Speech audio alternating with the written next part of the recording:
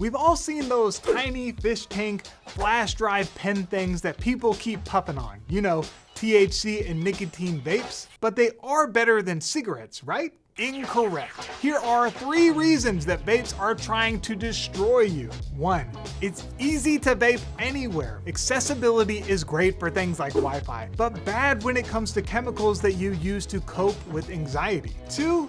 Vape juice is super concentrated, which means it's actually easier to become dependent and develop a legit disorder. 3. There are a ton of chemicals like tin, nickel, lead, butane, you know, like lighter fluid. These chemicals allow the concentrate to vaporize, but can also cause respiratory disease and impact brain development. Imagine if every time you felt anxious or just wanted to escape, all you needed to do was push a button. Oh yeah, that's vaping. People vape, just like any drug, to cope with their feelings. If you're angry, depressed, or even just bored, vaping offers an instant relief. What's more is that it makes you feel a sense of control, which in a chaotic world can feel kind of nice, especially if you don't have control over much else. The trouble is that vaping just covers up these feelings, and before you know it, you actually don't have control anymore. The nicotine or THC does. Now, if you don't vape, you get withdrawal symptoms that include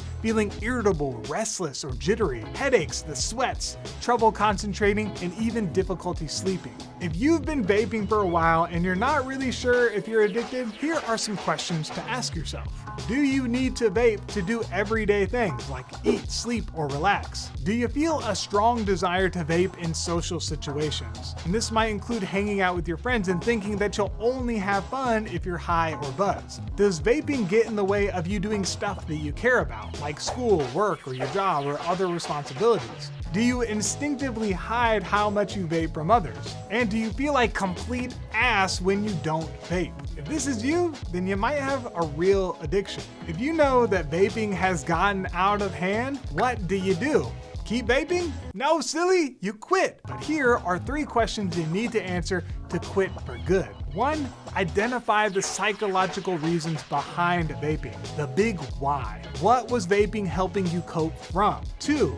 Get some new coping skills. You're gonna feel stressed or anxious in the future. What will you do when that happens? 3. Get the fam and friends on board. Addiction can make you want to isolate. Fight that. How will you loop in your squad to make sure that they support you instead of trigger you? One-on-one, group, and family therapy is an awesome way to get these questions answered and to get on the road to recovery. And if you want to learn more about treatment options for you or a loved one, go to sandstonecare.com or call the number in the description box below. We'll get to know you and your specific situation and connect you with the support that you need, even if it's not with us. Change is possible, and Sandstone Care is here to help.